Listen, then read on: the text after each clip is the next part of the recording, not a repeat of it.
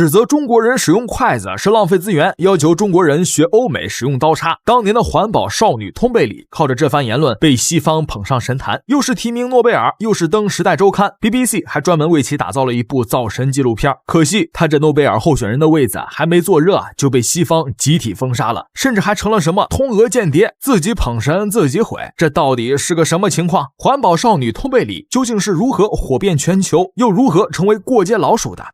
通贝里走红的时候年仅15岁。2018年，瑞典遭遇了百年不遇的森林大火。正在上学的通贝里听到这消息可坐不住了，他连续3周罢课，到瑞典议会大厦门口抗议，还说自己患有一种叫艾斯格伯症候群的心理疾病。得这病的原因就是担忧全球气候变化，吃不下喝不下。他妈妈甚至严肃地说，我女儿用肉眼就能看到空气中的二氧化碳，这听起来怎么都像小孩子编出来的逃课理由，竟然迅速火遍西方。澳大利亚、英国、比利时、美国等地有超过2万名青少年模仿他罢课抗议。到了2019年3月，罢课人数竟达到140万。为了环保，逃课吧，通贝里彻底火了。他四处演讲走穴，为了方便出席活动，干脆申请了休学1年。他呼吁所有人都不要开车，不要坐飞机，化石燃料更要全部停用，回到原始社会，做到零排放。吃肉更是成了大罪，必须改吃素。如果我们做不到，那就是不顾子孙后代死活的罪人。西方正要挨个接见这位环保斗士，法国总统马克龙跟他亲切通话，美国总统拜登在社交媒体上与他积极互动，联合国秘书长古特雷斯跟他快乐合影，瑞典大主教甚至说通贝里是圣经中的先知，一家教会直接称其为耶稣的继承人。不仅如此，通贝里还在2019年受邀出席联合国气候变化大会，他在会上狠批各国政要，说我本应在安心读书，是你们用空谈偷走了我的梦想和童年，无耻至极，大海都在悲鸣，土地都在颤抖。 Talk about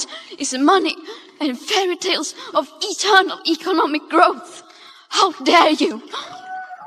这番演讲激情澎湃，热血沸腾，通贝里眼含泪水，话语真挚。要不是他后面那些双标行为，我差点都要跟西方人一样喊他一句神了。这小女孩号称8岁就意识到气候变化，要求全球人民改吃素，那她自己是怎么做的呢？4个字概括：驰名双标。她指责中国人用筷子是破坏森林环境，应该学西方人用刀叉，还说有机会一定要亲自到中国发表演讲，感动我们。建议她来之前先读完义务教育吧，了解清楚筷子是竹子做的，这是一种可反复种植的可再生资源，比你们用的金属刀叉要环保不知道几百倍。2021年5月，通贝里更是在社交平台上发言，炮轰中国碳排放量，说中国早就不是发展中国家了，如果中国不彻底改变路线，那就无法解决气候危机。对我们重拳出击，对西方及西方小弟却唯唯诺诺。日本宣布排放核废水时，不少人期待通贝里出来讲2句，没想到他竟然3缄其口，不批评也不指责，只是转发了日本排放核废水的计划就完事儿了。2019年，美国举行了联合国气候行动峰会，这种大会自然要请环保的神通贝里讲2句。为了表达自己环保的决心，通贝里说这次去美国要做到零排放出行，全程坐船，不喝瓶装水，只喝净化过的海水，一路上只吃压缩食品，且安排了摄影师跟拍。这场直播可谓声势浩大。通贝里到达美国后，不仅在美国众议院发了言，还跟奥巴马握了手，环保少女的名号算是彻底坐实了。可没过多久，他就被媒体狠狠打脸。原来通贝里乘坐的这艘帆船可是工作人员专程搭飞机赴美提货过来的顶级帆船，船上还出现不少塑料瓶。活动结束后，通贝里和他爸就坐飞机回了瑞典，零排放只是单程票罢了。除此之外，环保少女还有不少翻车事件。她呼吁大家不要浪费食物，自己却不吃面包边。她四处宣传保护动物，自己却穿皮草拍照，家里的椅子都是动物真皮做的，随便一个就价值好几万。就这样，人家还有一堆粉丝追捧，毕竟他的爸爸是演员，妈妈是歌手，爷爷是导演，论表演他家确实是内行。2019年，通贝里登上时代周刊，被评为影响世界的100位名人，还有不少牛批头衔落到他头上，什么全球10大杰出青年，全球最具影响力女性等等。英国 BBC 还专门为其打造了一部纪录片。2022年初，通贝里正式被提名为诺贝尔和平奖候选人。此时的通贝里才刚刚成年，已经出书成了作家。英国温彻斯特大学甚至在校园内为他竖了一座等身铜像。要知道，一般的国家总统死后都没资格竖等身铜像，这不是造神是什么？问题来了，西方拼了命捧红通贝里，到底是图啥？难道世界环保真需要一个辍学的小女孩来扛吗？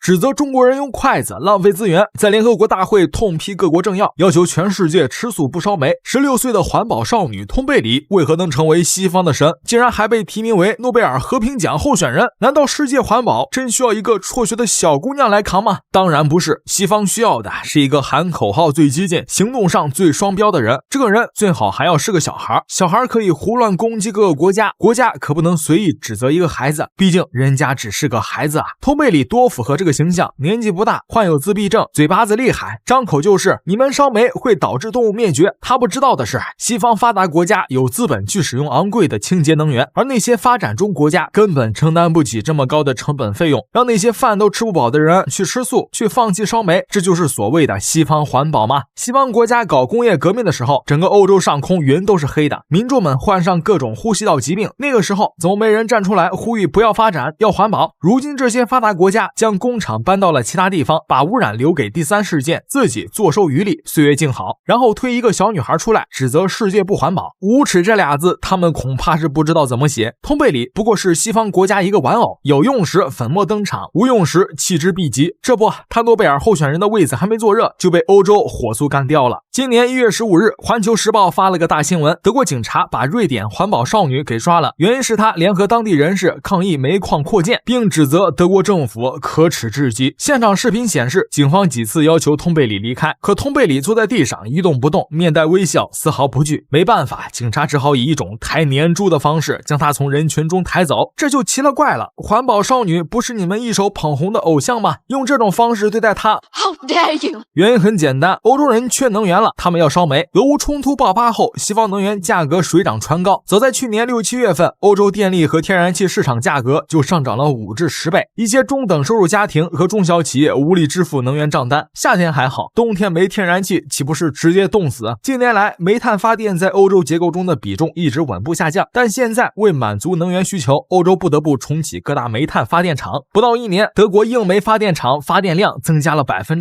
英国政府也批准了30年来首个新建煤矿项目。可人家环保少女说了，我们正处在大规模灭绝的开端，应该杜绝烧煤。在西方的支持下，烧煤早已被骂成足以让世界毁灭的怪兽。如今只不过是电费贵了一点，你们就要开始烧煤，这有点说不过去吧？解决不了问题，就只能解决提出问题的人喽。从去年开始，西方各大媒体就明显减少了对环保少女的报道，发展到后面，干脆开始大面积报道她的负面新闻。他们说环保少女实际是个大骗子，欧洲之所以出现能源危机，全部都怪环保少女。那环保少女为啥要这么做？她总得有个动机吧？人西方媒体立刻说了，因为通贝里暗中接受了俄罗斯 NGO 组织的资助，所谓的环保少女就是个通俄间谍，她的目的就是配合俄罗斯冻死所有欧洲人。之前那些总统议员通通都被其蒙蔽了，现在终于清醒，不得不启用紧急燃煤来解决这个间谍带来的损害。然后配图通贝里歪嘴斜眼的狰狞照片，看看英国每日电讯报发的这张，简直可以入选年度爱豆黑图大赏了。对此，俄罗斯表示很无语。俄罗斯外交部发言人扎哈罗娃在社交平台放出了环保少女与拜登、马克龙等人的互动，好心提醒大家，到底谁才是通贝里之前的朋友？难道西方利用完他就想抛弃？真相到底是什么？看来已经不重要了。反正现在的环保少女早已从神坠落为替罪羊。